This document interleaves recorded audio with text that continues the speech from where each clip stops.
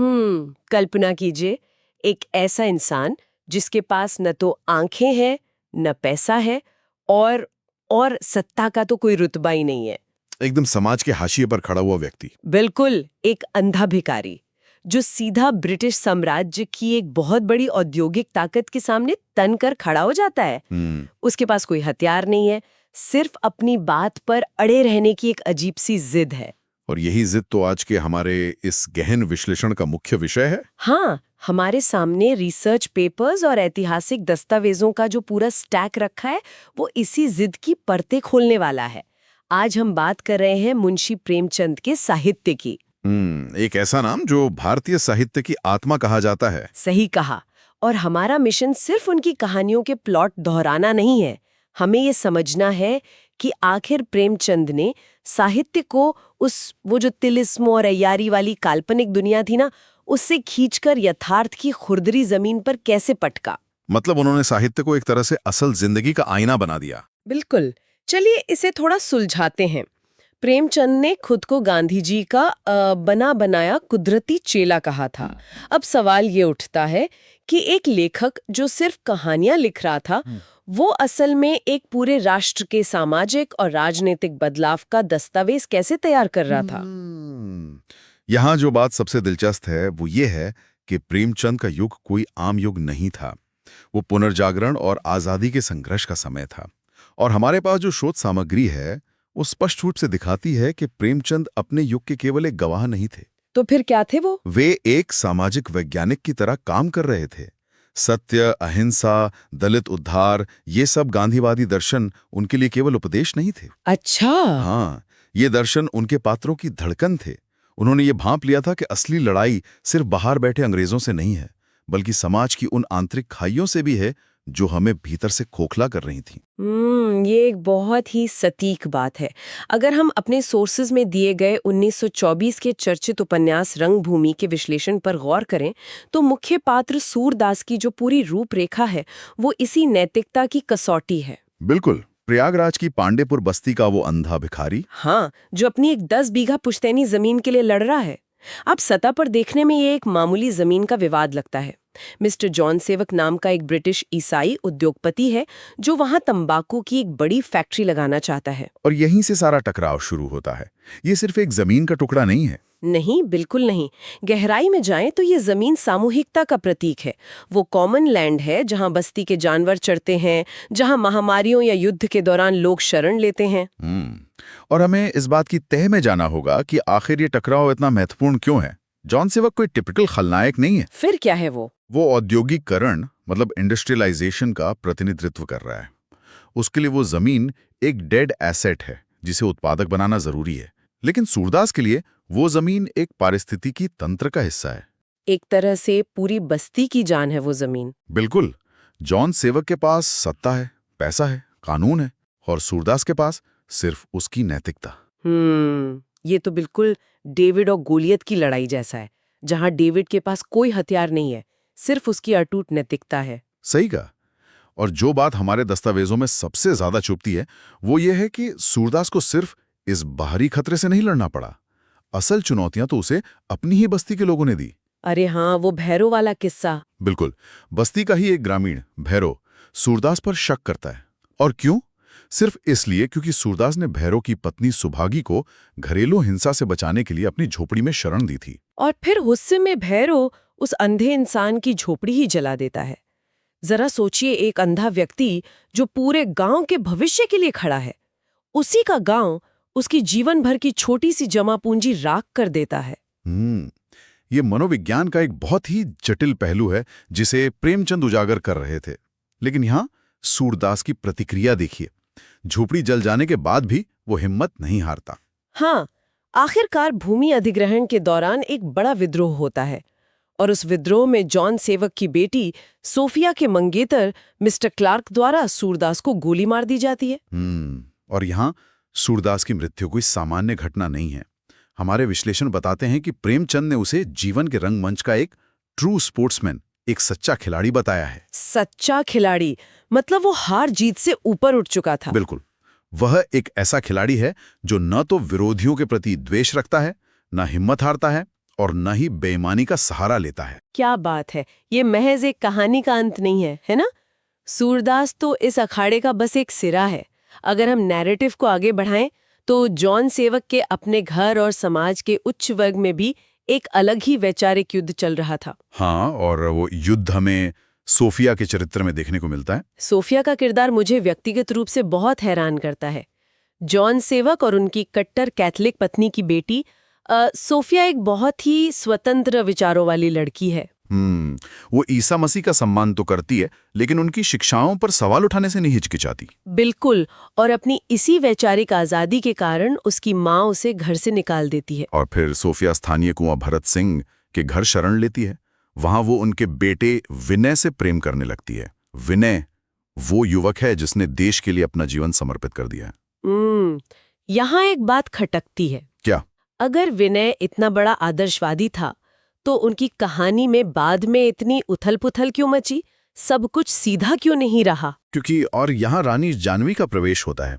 विनय का प्रेम बाद में वासना का रूप ले लेता है। अच्छा। हाँ, वो अपने आदर्शों से भटककर शासकों का पक्ष लेने लगता है। और विनय की माँ रानी जानवी, जो चाहती थी कि उनका बेटा देश के लिए सन्यासी जैसा कष्ट सहे, वो सोफिया पर शक करने लगती हैं। अरे रानी जानवी, उनके चरित्र का विश्लेषण पढ़ते हुए तो सच में रोंगटे खड़े हो जाते हैं। उनका राष्ट्रवाद इतना प्रखर और उग्र है कि वे स्पष्ट कहती हैं कि संतान से भी बड़ा आत्मगौरव होता है। बिल्कुल। जब विनय सत्याग्रह में अपने प्राण त्यागता है तो जरा सोचिए, जानवी रोने के बजाय गर्व करती हैं। ये एक बहुत ही अजीब मनोविज्ञान है। और इसी बीच सोफिया का क्या होता है? जब विनय का पतन होता है तो सोफिया उसे कठोर शब्दों में धिक्कारती है। वो कहती है कि उसने उसके आदर्शों से प्रेम किया था, उसकी कमजोरियों से नहीं। सोफिया का चरित्र यहाँ बहुत मजबूत उभरता है। विनय की मृत्यु और मिस्टर क्लार्क से शादी के भारी दबाव के बीच सोफिया आखिरकार गंगा की लहरों में अपनी जान दे देती है। बाप रे, ये तो बहुत ही ट्रैजिक है। लेकिन ये घटना दिखाती है कि सोफिया का धर्म केवल किताबों तक सीमित नहीं था। उसने संपूर्ण मानवता को अपना धर्म मान लिया था। सही कहा। जानवी और सोफिया के इन कड़े फैसलों को देखकर एक बात तो समझ आती है कि प्रेमचंद की कहानियों में महिलाएं मूक दर्शक नहीं थीं। बिल्कुल नहीं। राजनीति और जमीन के इस बड़े संघर्ष से निकलकर अब हम मुंशी जी के साहित्य के उस हिस्से में चलते हैं जहां उन्होंने महिलाओं के वास्तविक संघर्ष को आवाज दी। और इस हिस्से को समझने के लिए हमें उस समय के समाज का संदर्भ देखना होगा। ये 1829 के सती प्रथा निषेध और 1929 के बाल विवाह निषेध, मतलब जो शारदा अधिनियम था, उसका दौर था। समाज एक बहुत बड़ी उथल-पुथल से गुजर रहा था। हाँ, और प्रेमचंद ने खुद हरबिलास शारदा को विधवाओं को संपत्ति में अधिकार दिलाने वाले प्रस्ताव पर बधाई दी थी। अगर हम उनके समकालीन शरद चंद्र से तुलना करें तो शरद चंद्र की नायिकाएं त्याग और करुणा की प्रतिमूर्ति थी, लेकिन वो सामाजिक धरातल पर निष्क्रिय थी। वो चुपचाप सह लेती थी। बिल्कुल। लेकिन प्रेमचंद की नायिकाएं वो सक्रिय और संघर्षशील थी। एकदम। और ये ग्रामीण महिलाओं के विद्रोह में बहुत साफ दिखता है। गोदान की धनिया को ही ले लीजिए। धनिया का चरित्र उस पूरी शोषक व्यवस्था के खिलाफ किसान का मुखर विद्रोह है।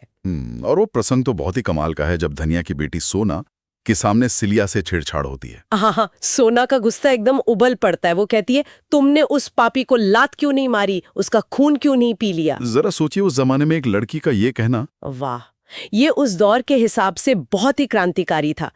ये कोई रोती बिलखती अबला की कहानी नहीं है, ये अपने हक के लिए लड़ने वाली महिलाओं की आक्रामकता है। इसी तरह प्रेमाश्रम में दलित किसान मनोहर की पत्नी बिलासी का उदाहरण है। जब चरागाह में घासो खान नाम का कारिंदा उसे जानवरों को चराने से रोकता है तो बिलासी क्या करती है? वो डर कर भागती नहीं है। नहीं, वो निडर होकर कहती है कि माथे गिर जाएंगे, लहू की नदी बह जाएगी। क्या गजब की हिम्मत है। प्रेमचंद का ये मानना था कि महिलाओं का सबसे बड़ा आभूषण सेवा और त्याग हो सकता है, लेकिन अन्याय सहना बिल्कुल नहीं। बिलासी विधवा होने के बावजूद कभी अपना सिर नहीं झुकाती, क्योंकि उसे अपना आत्मसम्मान सबसे प्रिय है।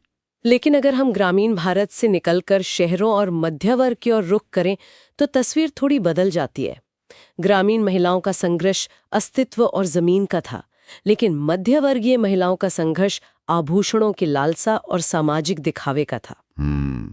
ये एक बिल्कुल अलग मनोवैज्ञानिक धरातल है। हाँ, गबन की नायिका जालपा का उदाहरण लेते हैं।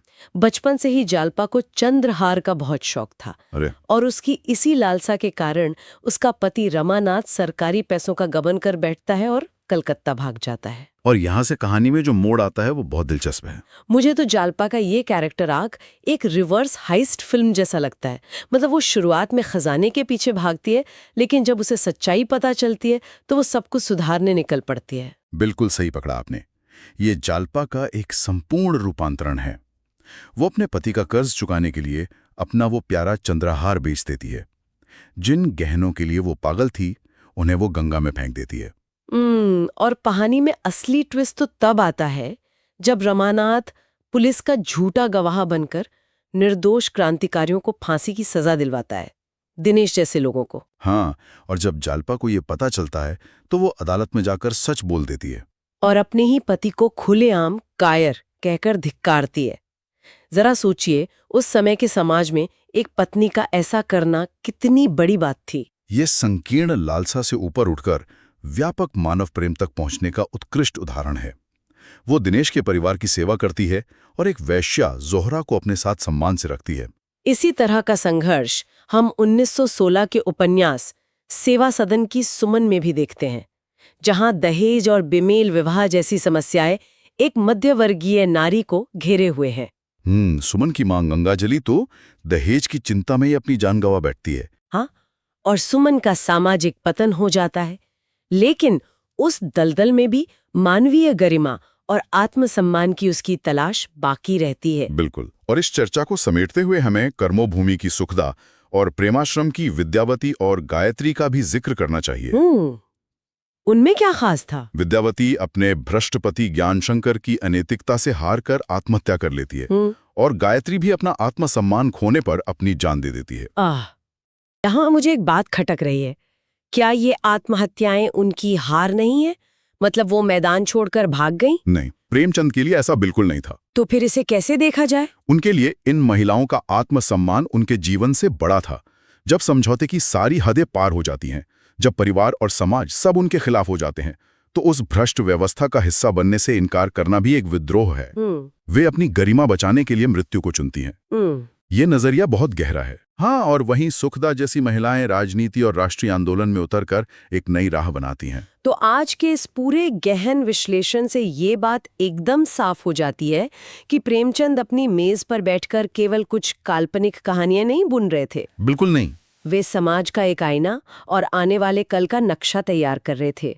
चाहे वो सूरदास का गांधीवादी प्रतिरोध हो, जालपा का नैतिक जागरण हो, या फिर बिलासी का वो आक्रामक विद्रोह हो, उन्होंने हर इंसान के भीतर बैठे सत्य को जगाने की कोशिश की। उन्होंने हमें दिखाया कि इंसान की असली लड़ाई उसके अपने ही भीतर के अंधेरों और समाज की खोखली व्यवस्था से है। बिल्कुल। लेकिन इस चर्चा को खत्म करने से पहले मैं एक विचार यहाँ छोड़ना चाहती हूँ। हाँ, बताइए। रंगभूमि में जॉन सेवक की तंबाकू फैक्ट्री और सूरदास की पुश्तैनी जमीन का जो टकराव 1924 में लिखा गया था, आज 100 साल बाद जरा अपने आसपास देखिए। आज की दुनिया में हाँ, क्या विकास बनाम विस्थापन की वो लड़ाई आज खत्म हो गई है, या फिर आज के जॉन सेवक और सूरदास केवल नए कपड़े और नए कॉर्पोरेट सूट पहनकर हमारे ही सामने खड़े हैं? इस पर विचार जरूर कीजिएगा। आज के लिए बस इतना ही।